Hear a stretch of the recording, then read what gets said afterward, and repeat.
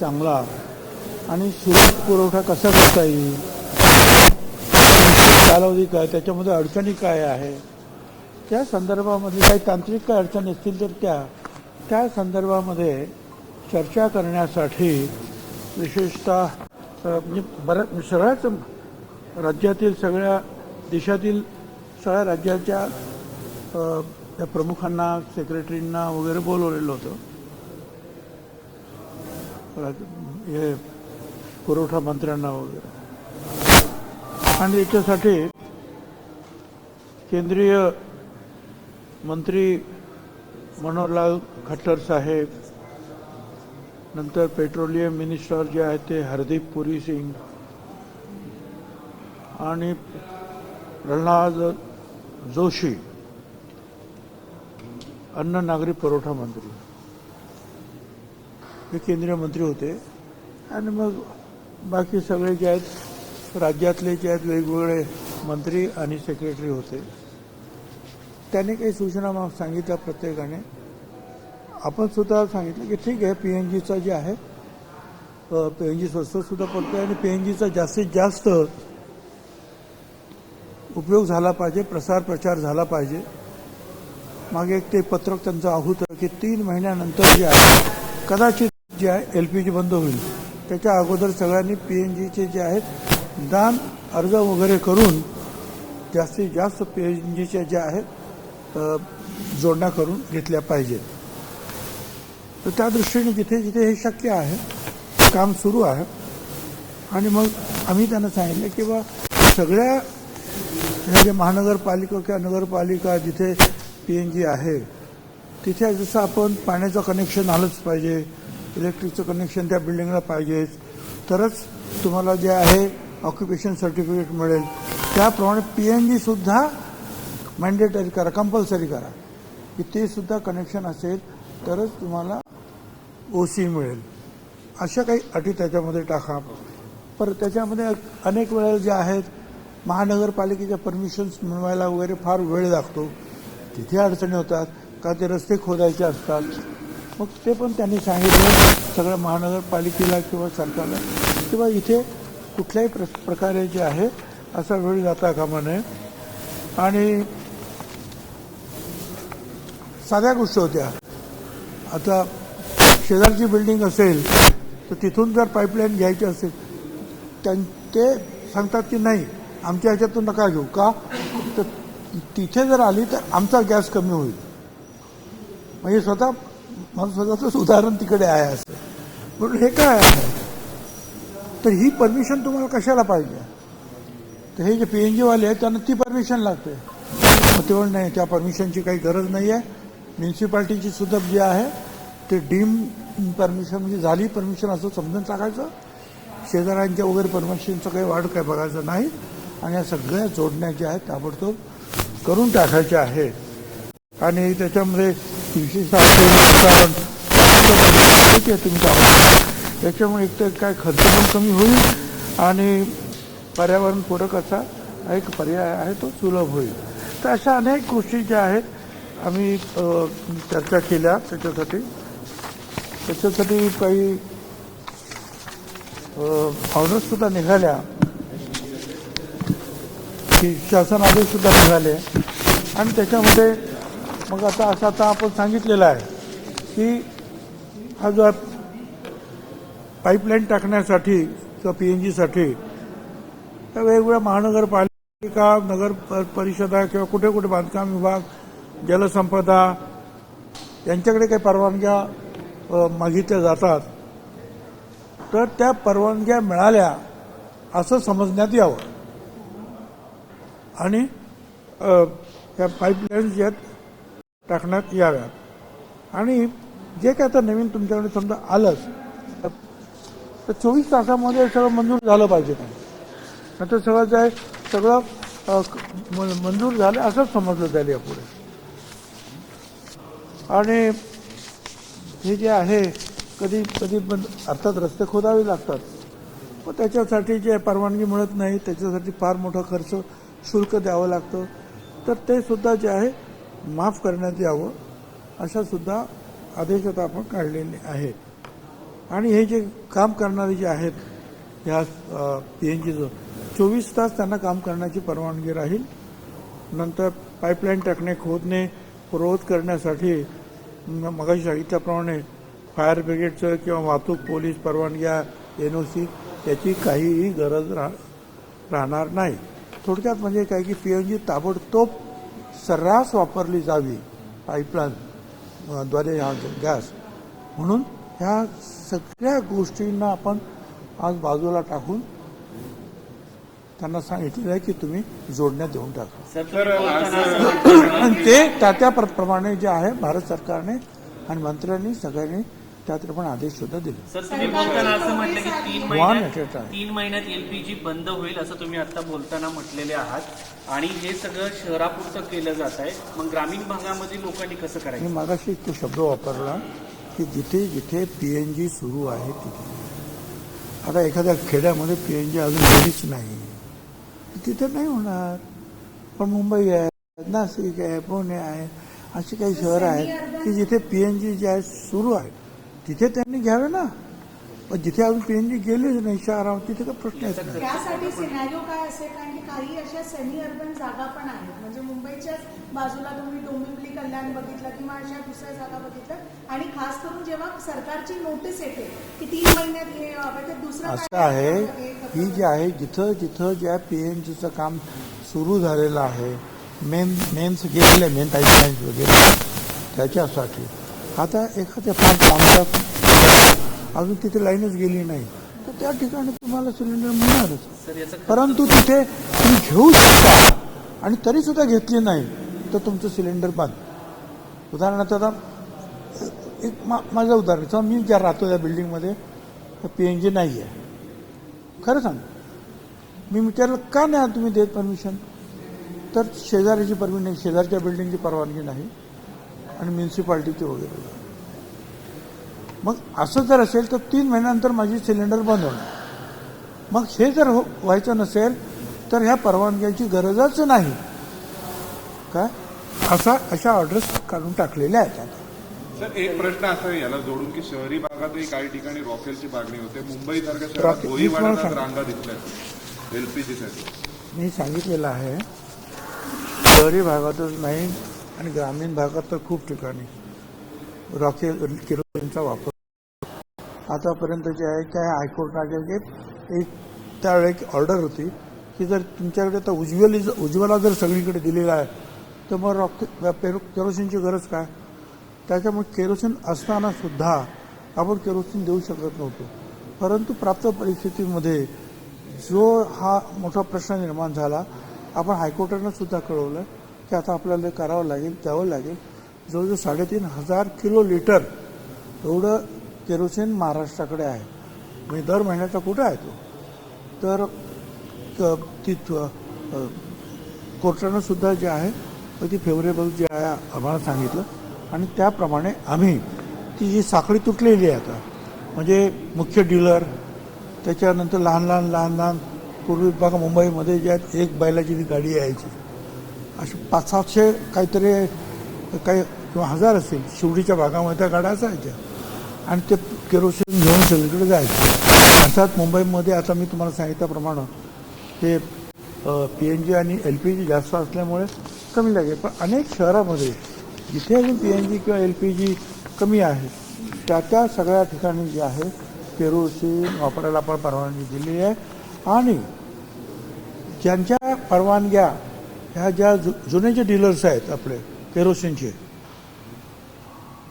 त्यांच्या काही परवानग्या असतात, त्यांचं रिन्युअल करायचं असतं, ते झालं असं समजावं आणि त्यांना काम करायला परवानगी आहे आता. कारण मग ते गव्हर्नमेंटमध्ये पडलेलं आहे किंवा मंत्रालयात पडलेलं आहे, तर त्यांचं ते काम झालेलं आहे. कोणाचं झालं का वारसाकडे, आमच्या वारसाच्या नावाने ते करा, झालं असं समजा आणि कामाला लागा. आणि तिथून ती जी आहे केरोसिनची सुद्धा आपण पुरवठा सुरू करतो. पण त्याचबरोबर जे गव्हर्नमेंटचे जे म्हणजे IOCL असेल, HPCL वगैरे गव्हर्नमेंट कंपन्या ज्या रिफायनरीज आहेत त्यांचे जे पेट्रोल पंप आहेत तिथे सुद्धा आपण ह्या केरोसिन टँकर्स ठेवून जिथे ज्यांना केरोसिन पाहिजे त्यांना केरोसिन मिळेल अशी व्यवस्था करतो आहोत. हे सगळं करण्याचं कारण असं एवढंच आहे की अचानक ही जी काही जागतिक परिस्थिती निर्माण झाली आणि त्यातून जे काही हे प्रश्न निर्माण होत आहेत LPGचे आणि PNGचे, म्हणून ह्या काही गोष्टी ज्या आहेत एक्सपिडाइट करण्यासाठी भारत सरकार प्रयत्न करते आणि त्याला आम्ही सगळे लोक जे आहेत त्यांना साथ देतो. सर, याचा खर्च कोण उचलणार आहे?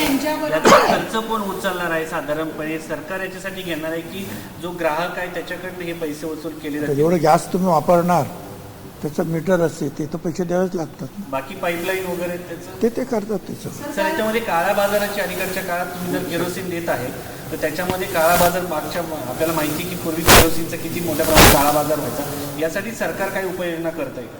म्हणूनच सांगितलं जे ऑथराइज डीलर्स आहेत त्यांना ते देण्यात येईल आणि गव्हर्नमेंटच्या रिफायनरीचे जे पेट्रोल पंप आहेत तिथे त्या पेट्रोल पंपावरती सर्वसामान्यांना थेट विकत घेता येईल का, की रेशनच्या दुकानात पूर्वी जसं तूर्त जे आहे अडचण जी निर्माण झाली आहे त्यामुळे जे आहे आपण जे त्याच्यामध्ये फार अधिक त्याच्यावर अडचणी निर्माण करणार नाही. कारण शेवटी आहे प्रत्येक घरामध्ये स्वयंपाक झाला पाहिजे हा मुद्दा आहे. काल सर, पंतप्रधान साठेबाजी नरेंद्र वाढली. मोदी यांच्याबरोबर राज्यांच्या ज्या बैठकी झाल्या त्यात महाराष्ट्र राज्याचं काय नेमकं मुद्दे ठेवण्यात आले किंवा पंतप्रधान यांच्याकडून महाराष्ट्र राज्यासाठी काय सांगतात? मला त्याची काही जास्त कल्पना का मी रात्री जिथे आलो आणि त्यामुळे मीटिंग झाली संपूर्ण लॉकडाऊनचे देशाची. रुमर्स आहेत त्याच्यावर काय विचारायचं विचार मला वाटलं माहिती असेल तर सांगेन, नसेल तर नाही सांगेन. लॉकडाऊनचे रुमर्स जे फिरताय त्यावरती राज्याच्या लॉकडाऊन कसलं लॉकडाऊन? पुन्हा लॉकडाऊन लागू शकतो. हां पुन्हा लॉकडाऊन लागू शकतं अशा प्रदेशात अफवा काही लोक अजिबात काही लॉकडाऊन वगैरेची काही परिस्थिती नाही.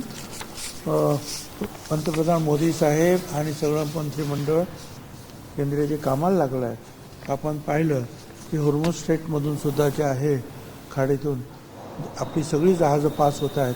त्याचबरोबर रशियन असेल किंवा इतर ठिकाणावरून सुद्धा आपल्याला ऑइल्स आणि पेट्रोकेमिकल्स हे सगळं येतं आहे. आपल्या ज्या रिफायनरीज आहेत भारत सरकारच्या तिथे सुद्धा त्यांनी सांगितलं प्रोपेन आणि बुटेन आहे याचा जो जास्तीत जास्त सगळा पूर्ण वापर जो आहे हा LPGसाठी करा आणि काहीतरी 9 लाख मेट्रिक टनावरून 11,000 मेट्रिक टनावर जे आहे ते सगळं काम गेलेलं आहे. म्हणजे परत उत्पादन वाढलेलं आहे. सर, राजकीय प्रश्न आहे. बारामती विधानसभा मतदारसंघाची जागा जे राष्ट्रवादी शरद पवार आहेत ते म्हणतात बिनविरोध होईल. मात्र काँग्रेसकडनं अजून सांगितलं जात नाही. काही धनगर समाजाचे OBCचे काही नेते आहेत. लक्ष्मण हाके पण म्हणतात त्या ठिकाणी लढलं जाणार आहे. लक्ष्मण हाके तुमचे संबंध सर्वस्कृत आहेत तर ती जागा बिनविरोध होईल का? आम्ही ह्या सगळ्या पक्षाचे जे नेते आहेत त्यांना त्यांच्याकडे जाऊन विनंती करणार आहोत की आपण या ठिकाणी जे आम्हाला पूर्ण सपोर्ट करा, बिनविरोध जागा घ्या. सर, नाशिकच्या विकासामध्ये तुमचा मोठा वाटा आहे पण नाशिक जिल्हा अलीकडे वेगळ्याच कारणाने गाजतोय. कधी नरहरी झिरवा तर कधी खरंच बाबा. दुर्दैव आहे ते की या सगळ्या गोष्टी ज्या अलीकडे ज्या आहेत त्याच्यामुळे तुम्हाला जेवढं दुःख वाटतं तेवढं मी सुद्धा या बाबतीमध्ये आम्ही सुद्धा दुःखी आहोत की नाशिकमध्ये या सगळ्या गोष्टी ज्या आहेत विशेषतः या मागे काहीतरी हॉटेल चालू होतं किंवा आता हे काही काय खरात काय खरातचे प्रकरण जे आहे हे जे आहे. पण आता असं आहे ना की अजूनही आपले लोक जे आहेत अंधश्रद्धेवर जो काही विश्वास ठेवतात त्याच्या पोटी जे आहे हे सगळे बाबा लोक जे आहेत त्याचा गैरफायदा जास्त घेतात. श्रद्धा असावी पण अंधश्रद्धा नसावी हे तर आपण सगळं सांगतो. बाहेर इथंच महाराष्ट्र शासनात बाहेर इथे सुद्धा सावित्रीबाई फुल्यांचा पुतळा आहे, अहिल्याबाईंचा आहे किंवा बाबासाहेब आंबेडकर छत्रपतींचा आहे, महात्मा फुल्यांचा. त्यांनी सगळ्यांनी सांगितलं अंधश्रद्धेवर विश्वास ठेवू नका. तर तरीसुद्धा जातात आणि मग या अंधश्रद्धेला बळी पडतात. पण कधी ना कधी ज्या सगळ्या गोष्टी बाहेर येत आहेत आणि विशेषतः ज्या मुख्यमंत्र्यांनी याच्यामध्ये खूप लक्ष घातलेलं आहे आणि त्यातून जे आहे सगळं जे काय त्याचे जे काही असे धंदे आहेत वाईट धंदे ते आता सगळे काम काढत काम 40 आमदार आहेत. खरं तर या जे प्रकरणाचा खरं- संदर्भित प्रश्न आहे. तुमचा पक्ष बोला, शिवशाहू बोला, फुले बोला, ताई, बोला. आंबेडकरांच्या 40 आमदार आहेत जे खराडच्या पायाचं तीर्थ प्यायला जायचे आता आणि ती- आमदार म्हणजे रिप्रेझेंटेटिव्ह म्हणून असतात ते लोक जातात तर जनतेचं म्हणजे काय तुम्ही सिम्बॉल हे बघ आता तिथे काय ते ईशान्येश्वर मंदिर म्हणून आहे. मी एकाला विचारलं असंच जो गेला होता मी त्या मंदिरामध्ये गेलो होतो ईशान्येश्वर मंदिरामध्ये काय आणि आम्ही सुद्धा कोणी सांगितलं हा मोठा बाबा आहे तो बरं बरं नमस्कार दॅट्स ऑल.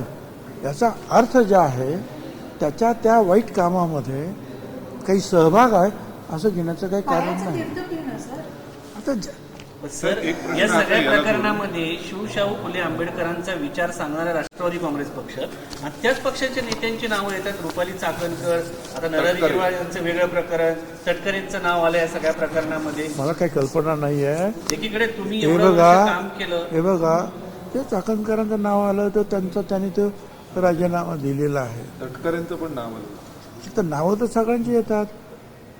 आता एखाद्याकडे हे पहा मंदिरामध्ये जाणं हा काही गुन्हा नाही. कुणी सांगितलं अंकशास्त्र बघतो निवडणुकीमध्ये येणार का नाही मंत्री होणार का नाही तर सगळ्यांना वाटतं की जाऊन बघावं काय.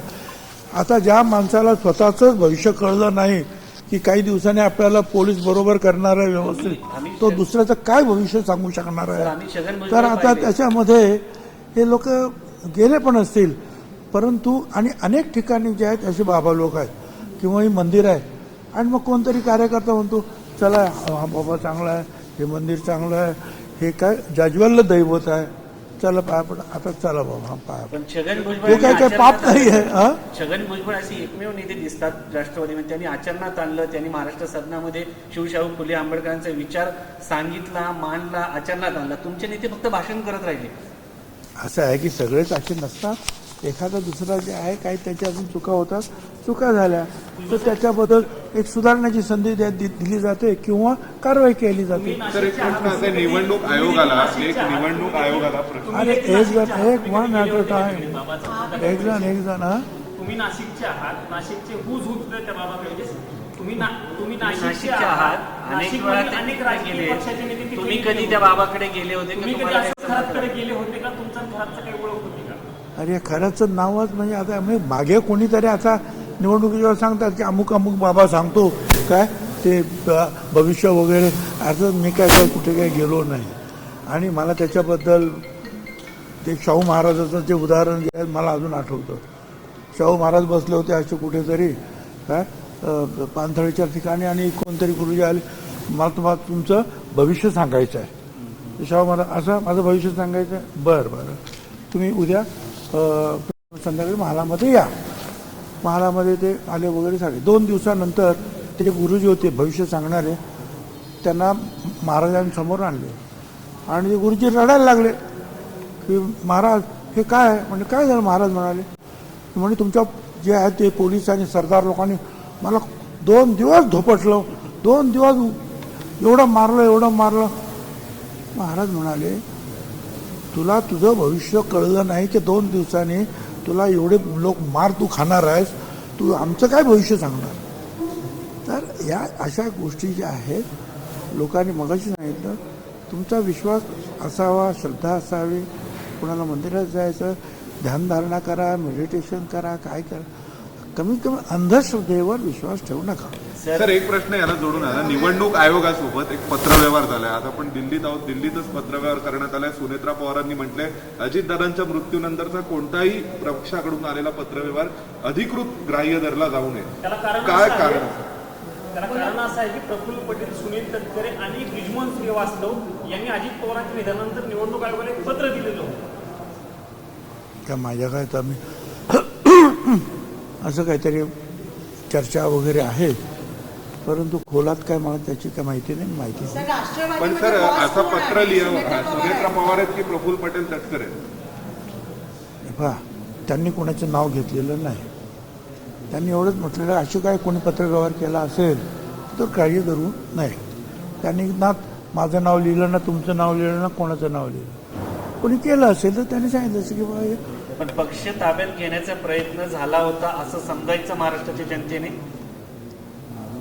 हे समजायचं न समजायचं याला कसं काय उत्तर द्यायचं. नाही, पण कारण पत्र गेलं ना, अविश्वास कुठेतरी दिसला. एक मिनिट. सुनेत्रा पवार खुलासा आहेत का राष्ट्रवादीचे? तुमच्या पक्षातील या मागच्या काही दिवसामध्ये तुमच्या पक्षातील 2 मंत्र्यांच्या विकेट पडल्या. माणिकराव कोकाटे असतील, त्याच्या अगोदर धनंजय मुंडे असतील. आता रुपाली चाकणकर यांच्या 2 पदावरून विकेट पडल्या किंवा त्यांना राजीनामा द्यावा लागला.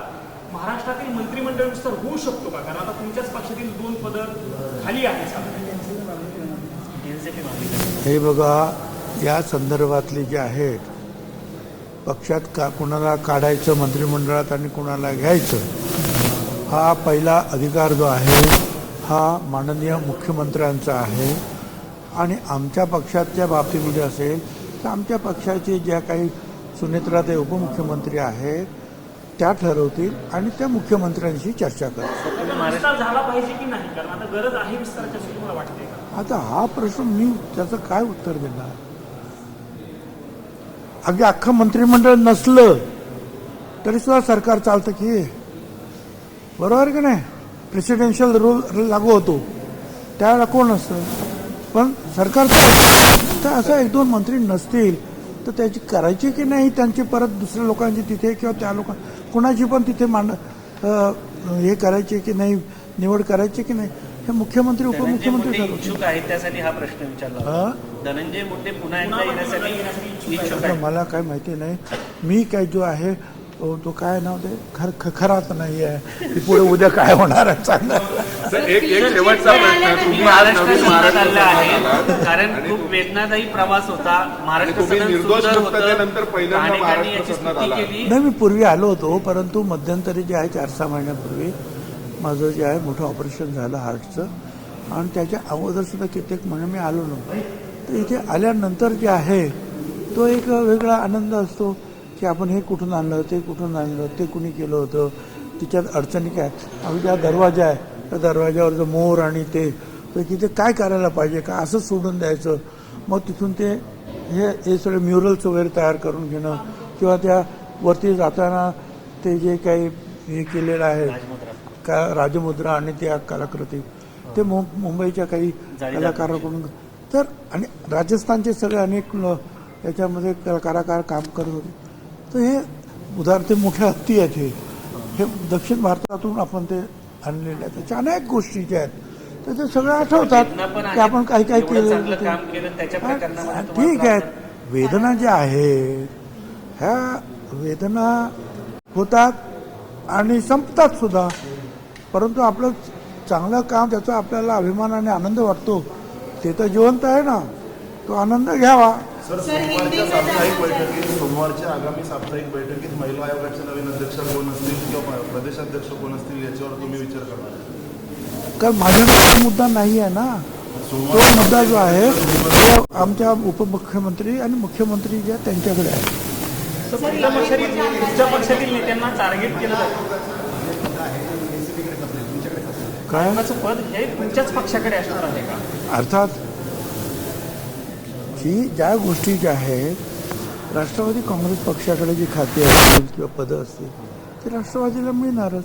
सर, अर्थमंत्री हे खातं अजित पवार यांच्याकडे होतं, पण दादांच्या निधनानंतर तातडीनं अधिवेशन होतं, त्यामुळे ते खातं तात्पुरतं मुख्यमंत्र्यांकडे दिलेलं होतं. असं बोललं जात होतं की ते अधिवेशनानंतर तुमच्या पक्षाकडे दिलं जाईल पुन्हा. आता ते तुमच्या पक्षाकडे येणार आहे का किंवा त्या अनुषंगाने काही चर्चा? देतील ना मुख्यमंत्री. आता काय तर कालचं अधिवेशन संपलं, म्हणजे तुमच्याकडे खातं कधी येणार? ते येईल आमच्याकडे.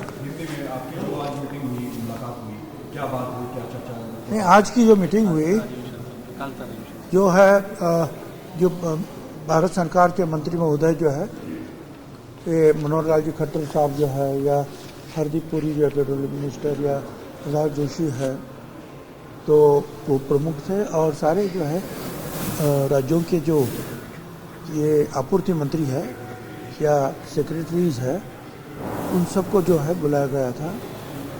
और मेन जो है बात यही थी कि ज़्यादा से ज़्यादा जहाँ हो सकता है पीएनजी का उपयोग ज़्यादा से ज़्यादा हो जाए. और समझो कि इस बिल्डिंग में जो है पीएनजी है और अगले बिल्डिंग में नहीं है, तो उनको बोलो कि आपको पीएनजी लेना चाहिए, नहीं तो सिलेंडर आगे नहीं मिलेगा। तो और कहीं भी जो है अगर सिलेंडर्स है उसका कोई जो है ब्लैक मार्केटिंग नहीं करे, उसके ऊपर ध्यान देना चाहिए। और कहीं भी जो है ज़्यादा किल्लत है बहुत ऐसे जो एलपीजी पीएनजी की ऐसी जो बातें बार बार आती है तो नहीं आनी चाहिए। उसका जो है आपको उसके ऊपर ध्यान देने की आवश्यकता है। तो उसके ऊपर क्या क्या करना है, कुछ जो है उन्होंने निर्णय लिए हैं। जैसे पीएनजी है तो उसके लिए जो है म्यूनसिपैलिटी के जो है परमिशन चाहिए, फायर ब्रिगेड की चाहिए, बाजू वाले बिल्डिंग की चाहिए। उन्होंने कह दिया है कि उसे कोई ज़रूरत नहीं है पीएनजी लगाया जाए, ऐसी परमिशन। तो ऐसे जो कुछ परमिशन में अटकी हुई की बातें थी उन्होंने कहा वो तो त्वरित जो है पूरी की जाए और ज़्यादा से ज़्यादा पीएनजी का जो है पाइपलाइन का जो है पाइपलाइन द्वारा गैस देने का उपयोग बढ़ाया जाए। सर महाराष्ट्र में भी हम देखते हैं, बात हुई ग्रामीण क्षेत्रों में जिस तरीके से देखिए ये पाइपलाइन जहाँ गई है वहाँ की बात है, जहाँ वो नहीं गई है अभी तक, ये नहीं मैं बोल रहा हूँ कि पूरे महाराष्ट्र ग्रामीण क्षेत्रों में, आदिवासी क्षेत्रों में या रिमोट जो एरिया है ये नहीं बोल, मगर जहाँ है जहाँ से ले सकते हैं आपको लेना चाहिए। और जहाँ नहीं अगर कब कुछ है किल्लत तो कम से कम महाराष्ट्र में तो हमने जो है सारे ऑर्डर निकाली है कि जो केरोसिन डीलर है जो छोटे हैं या बड़े हैं उनको परमिशन है ऐसा समझा जाए। उनको कोई भी जो है अगर विलंब हुआ, लेट हुआ, कोई शुल्क जो है उनसे नहीं लिया जाएगा। उनके पास वो केरोसिन दिया जाएगा, वहाँ से लोग केरोसिन ले सकते हैं। साथ साथ सेंट्रल गवर्नमेंट की जो रिफाइनरीज है जैसे कि HPCL है, ये है, वो है, उनके जो पंप जो है पेट्रोल पंप वहाँ भी केरोसिन दिया जाए, इसका इंतजाम हो रहा है। सर महाराष्ट्र का तो सिनेरियो है- अगर एलपीजी की किल्लत नहीं है फिर भी लगता है तो केरोसिन की जो है जोड़ उसको दी जा रही है। सर महाराष्ट्र का सिनेरियो दिखाई देता है कि जगह जगह पे जो है गैस सिलेंडर होल्ड किए जा रहे हैं या लोग उसको जो है साकड़ी से देखिए बांधे जा रहे हैं। हमने जो है उसके ऊपर जो है हर जिला कलेक्टर जो है जिलाधिकारी और एसपी है पुलिस अधिकारी और 2-4 लोगों को जो है कमेटी है जो है निर्माण की है। कई जगह पे अभी तक जो छापे डाले हैं करीबन 40-50 लाख रुपए का जो है ये जो सिलेंडर्स जो है जो होल्डिंग करते थे, गड़बड़ करते थे, उसको बरामद कर दिया गया है। 27 लोगों को जो है अरेस्ट किया गया है। तो ये कार्रवाई जो है और तेज की जाएगी। पेट्रोल डीजल की किल्लत जो है ऑन ग्राउंड दिखाई देती है। देखिए- भले सरकार कह रही है कि स्कैरसिटी नहीं है, ऑन ग्राउंड तो लाइन दिखाई देती है। तो कई पेट्रोल पंप देखो बिल्कुल क्या हो रहा है, ये लोगों की जो है मैं भी ऐसा समझता हूँ, अरे कभी नहीं मिलेगा तो अब पर्याप्त मेरे पास सिलेंडर है, एक महीना चलता है, अगर नहीं मिलेगा तो और 2-4 सिलेंडर लेके रखो। तो इससे हो रहा है कि ज़्यादा सिलेंडर, ज़्यादा एलपीजी देने के बावजूद जो है बड़ी बड़ी जो है लाइनें लगी हुई हैं। कोई किल्लत नहीं है, कोई होर्डिंग करने की 2-4 लेके घर में रखने की कोई ज़रूरत नहीं है। मैंने बिल्कुल कहा अभी कि मोदी साहब है या और दूसरे जो सारे मंत्री जहाँ में से संसार में से जहाँ से भी ला सकते हैं वो गैस, पेट्रोल, डीजल ला रहे हैं। सारे जो जहाज जो है आ रहे हैं, सारे डॉक्स में जो है अलग अलग जगह पर जो है तो रशिया से आ रहा है, वेनेजुएला से आ रहा है और कहीं से आ रहा है। तो जो कहा है उन्होंने कि बिल्कुल उसकी किल्लत नहीं है, बल्कि जितना हम देते थे उससे भी अब ज़्यादा दे रहे हैं। फिर भी जो है होता है कि लोगों का जो डर हमेशा की जाए कि बस ये बंद हो जाएगा और कोई भी उठता है और ये अफवाह भी जो है फैलाता है। तो ये अफवाहें फैलाना भी बंद होना चाहिए. सर, अजितदादा यांच्या निधनाला आज खरं तर विमान अपघाताला 2 महिने पूर्ण झालेले आहेत. कालच संसदेमध्ये लोकसभेमध्ये खासदार सुप्रिया सुळे यांनी मागणी केलेली आहे की जर आमच्या कुटुंबाला म्हणजे दादांसारखा उपमुख्यमंत्री असेल इतका मोठा व्यक्ती तो जाऊनही जर आमच्या कुटुंबाला अजूनही न्याय मिळत नसेल तर सर्वसामान्यांची काय अवस्था असं म्हणत असताना त्यांनी टाइम बाउंड चौकशीची मागणी केलेली आहे. असं आहे की याच्यामध्ये पोलीस वगैरे जे आहेत ते तर काम करतात, DGCA वगैरे काम करत आहेत, ह्या ज्या तपास यंत्रणा ज्यात काम करत आहेत. आपल्याला माहिती आहे की अहमदाबादला सुद्धा जे ॲक्सिडेंट झाला मोठा त्याचं सुद्धा रिपोर्ट यायला काही दिवस लागले. कित्येक वेळा हे ब्लॅक बॉक्स वगैरे जे आहेत हे परदेशामध्ये डिकोड करायला पाठवावे लागतात, त्याचा सुद्धा वेळ लागतो आहे. तर चौकशी चालू आहे. आणि याबद्दल जे आहे ज्या आमच्या उपमुख्यमंत्री ताई आहेत सुनेत्रा ताई यांनी फार स्वच्छ सांगितलेलं आहे या तपास यंत्रणा काम करता आहे, त्यांचा अहवाल त्यांचा रिपोर्ट आल्यानंतर त्याच्यावर भाष्य करणं योग्य होईल असं त्यांनी सुद्धा स्वतः सांगितलेलं आहे. पण तुमच्या पक्षाकडून सुनेत्रा पवार असतील किंवा तुम्ही सगळ्यांनी मुख्यमंत्र्यांची भेट घेतली होती आणि सीबीआय चौकशीची मागणी केली होती या सगळ्या घटनेची, पण अद्यापपर्यंत सीबीआय चौकशीचा निर्णय झालेला नाही. म्हणजे तुम्ही सत्ताधारी म्हणजे सरकारमध्ये असूनही जर निर्णय होत नसेल या बाबतीमध्ये जे आहे स्वतः मुख्यमंत्री जे आहे अमित शाह साहेबांबरोबर बोलत आहे. आणि एक लक्षात घ्या की ह्या तपास यंत्रणा ह्या काही तुम्हाला आम्हाला सगळ्यांना सांगूनच काम करतं असं नाही, त्यांचं काम बरोबर सुरू असतं. याच्यामध्ये नक्की काय आहे. बारामतीची विधानसभा निवडणूक संपल्यानंतर तुम्ही राज्यसभेवर येण्याची शक्यता आहे. बारामतीची विधानसभा निवडणूक संपल्यानंतर तुम्ही राज्यसभेवर येण्याची शक्यता आहे. तुम्ही देणार आहात का? तुम्ही देणार असाल तर मग गोष्ट करा. तुम्ही देऊ शकत नाही मग कशाला मला भुजबळ विचार? साहेबांना राज्यसभेवरती यायला आवडेल का? असं या हायपोथेटिकल क्वेश्चनला कसं काय उत्तर देणार?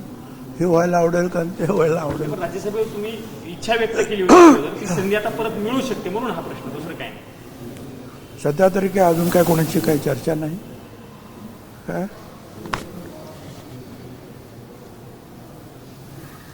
मिल गया उसी को मुकद्दर समझ लिया, जो खो गया उसी को भुलाता चला गया. जिंदगी के साथ निभाता चला गया. चलिए थँक्यू.